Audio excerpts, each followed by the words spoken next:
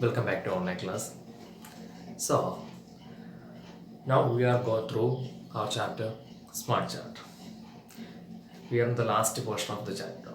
So in the last class we discussed about what we mean by bar graph and how can we answer from a bar graph. So chapter first പഠിച്ച tally mark, problems based on tally mark, next bar graph and bar ഗ്രാഫിൽ നിന്നും details തരുമ്പോൾ answer ചെയ്യുന്നത് എങ്ങനെയാണ് നമുക്ക് തരുന്നത്.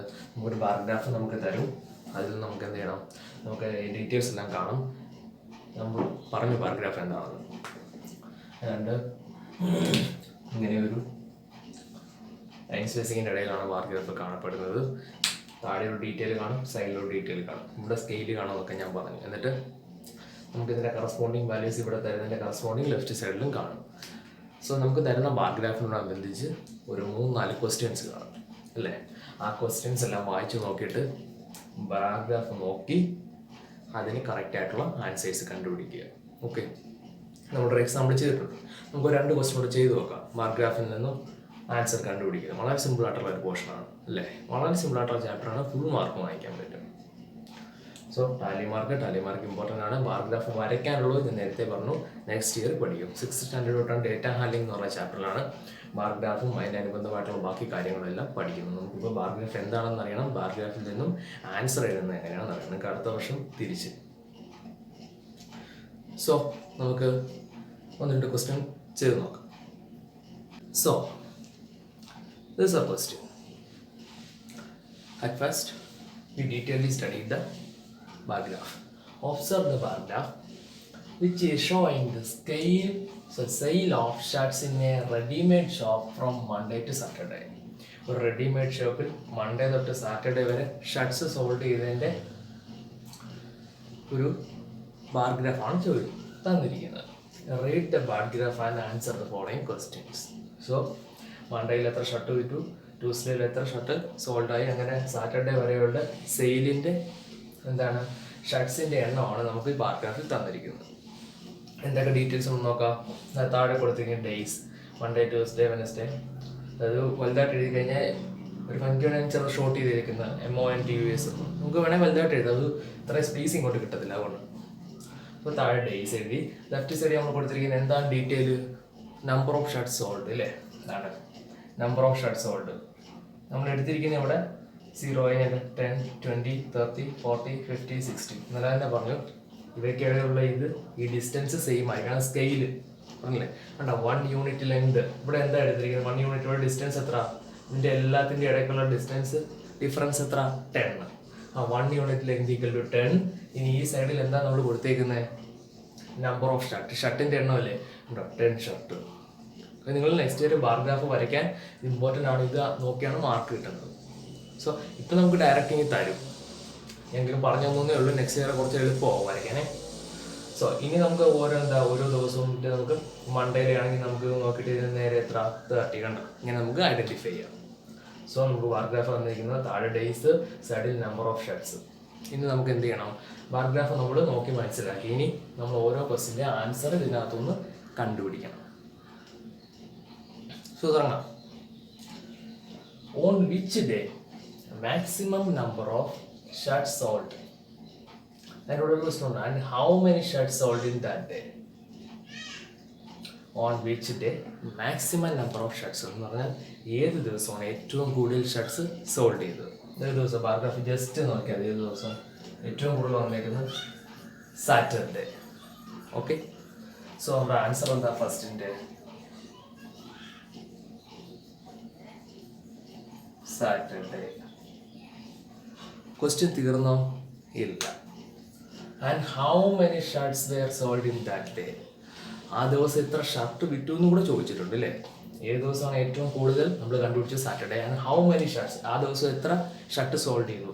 So സാറ്റർഡേക്ക് നേരെ നമ്മൾ നോക്കാം എത്ര, 70. സാറ്റർഡേ. പിന്നെ നമ്മുടെ അടുത്ത ആൻസർ 70 ഷർട്ട്സ്.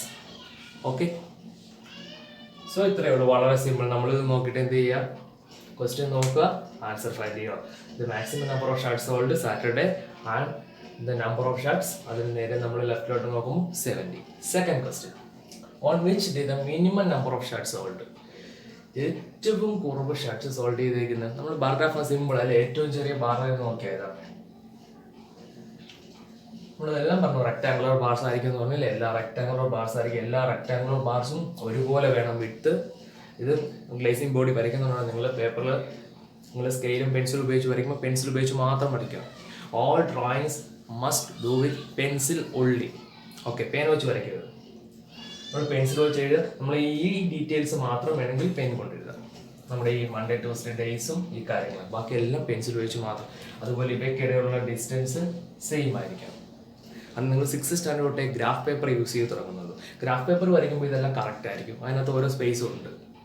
നമ്മളെല്ലാം നോട്ട്ബുക്ക് വരയ്ക്കുമ്പോൾ ശ്രദ്ധിക്കണം, ഇതെല്ലാം ഈ റെക്ടാങ്കുലർ ബാർസ് എല്ലാം ഒരേ വിഡ്ത്ത് ആയിരിക്കണം, ഇത് ഒരേ വിഡ്ത്തിൽ തന്നെ വരയ്ക്കണം.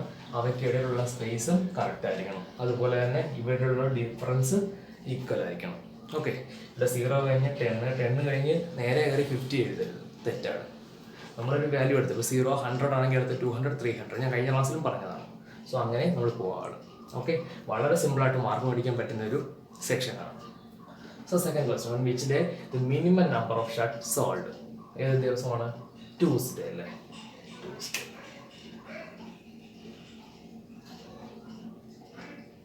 ട്യൂസ്ഡേ നമ്മളോട് ചോദിച്ചിട്ടില്ല അല്ലേ, ഹൗ മെനി ഷർട്ട്സ് എന്ന് ചോദിച്ചിട്ടുണ്ടോ? ഇല്ല, അതുകൊണ്ട് അതിൻ്റെ ആവശ്യം നമുക്ക് വരുന്നില്ല. ഇനി എന്താണ് third question? Third question, on which days the same number of shirt sold. ഏതൊക്കെ ദിവസമാണ് equal number of shirt sold ചെയ്തത് അല്ലേ?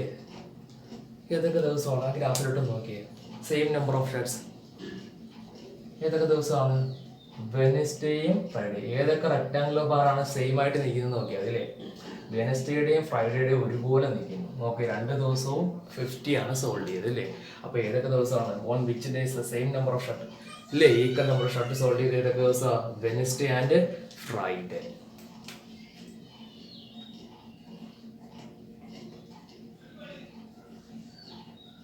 Wednesday and Friday.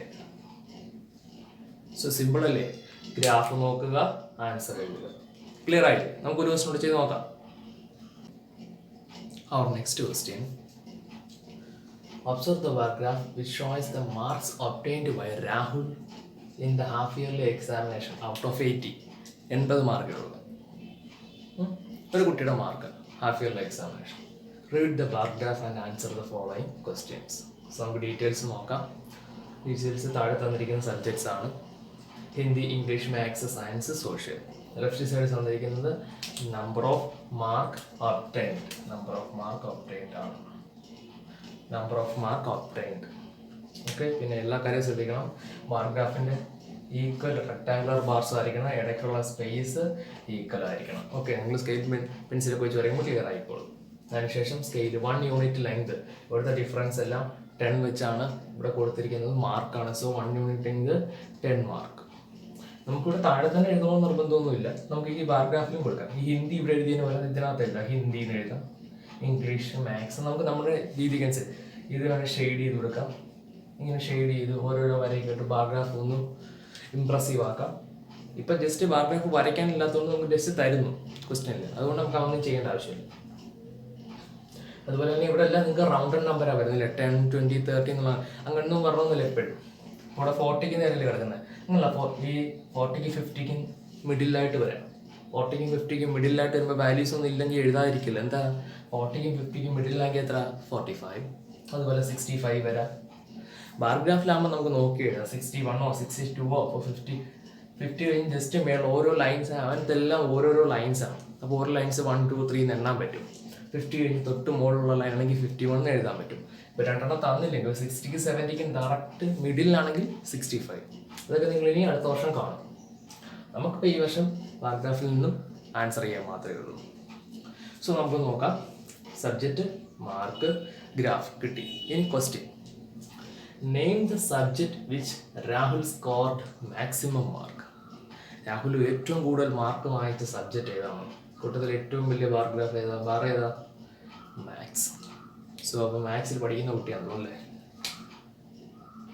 സോ നിങ്ങളെല്ലാവരും മാത്സിൽ നല്ല മാർക്ക് പഠിക്കുന്നതാണ് എൻ്റെ ആഗ്രഹം. സോ ഇതുവരെ പഠിക്കുക.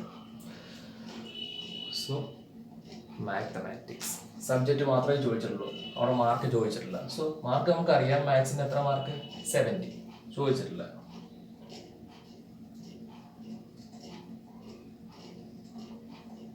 Maths. Second question, name the subjects which Rahul scored same marks. അപ്പോൾ ഏതെങ്കിലും 2 or 3 അല്ലേ, മിനിമം 2 ഒരേ മാർക്ക് കിട്ടിക്കാണ്. സബ്ജക്ട്സ് ഏതൊക്കെയാണെന്ന് നമുക്ക് നോക്കാം. ഒരുപോലെ റെക്ടാങ്കിൾ പറഞ്ഞ 2 ഇംഗ്ലീഷ് ആൻഡ് സയൻസ്. തീർന്നില്ല question. How much mark he scored, എത്ര മാർക്ക് കിട്ടിയെന്നും കൂടെ ചോദിച്ചിട്ടുണ്ട് അല്ലേ. അപ്പോൾ ഈക്വൽ ആയിട്ട് മാർക്ക് കിട്ടിയ സബ്ജക്റ്റുകൾ ഏതൊക്കെയാണ്? English and science. ഇംഗ്ലീഷും സയൻസിനുമാണ് ഈക്വൽ മാർക്ക് കിട്ടിയത്. പക്ഷെ ആ മാർക്ക് എത്രയാണ്? ജസ്റ്റ് നോക്കിയാൽ എത്ര? 60 മാർക്ക്. സോ നമ്മൾ answer English and science.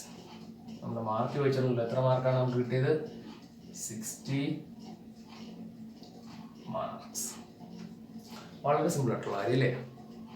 So question ശ്രദ്ധിച്ചു നോക്കാം. ചിലപ്പോൾ ഒരെണ്ണമായിരിക്കും ചോദിക്കുന്നത്, ചിലപ്പോൾ ഒരുപോലുള്ളതായിരിക്കും, ചിലപ്പോൾ ഏറ്റവും ലീസ്റ്റ് ആയിരിക്കും, ചിലപ്പോൾ കമ്പയർ ചെയ്യാനായിരിക്കും.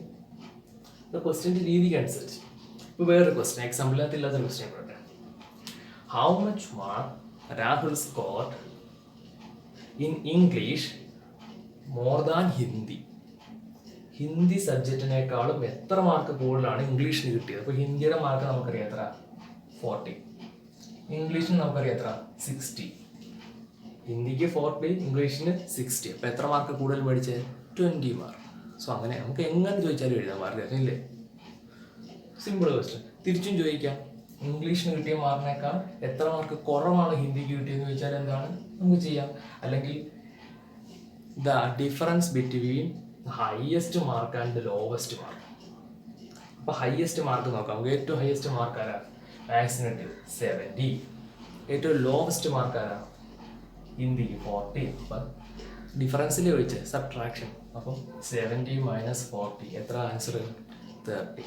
സോ ഈ ഗ്രാഫിൽ നിന്ന് എങ്ങനെ ചോദിച്ചാലും നമുക്ക് എഴുതാം. വളരെ സിമ്പിളായ ചാപ്റ്ററാണ്, ഫുൾ മാർക്ക് വാങ്ങിക്കാൻ പറ്റും.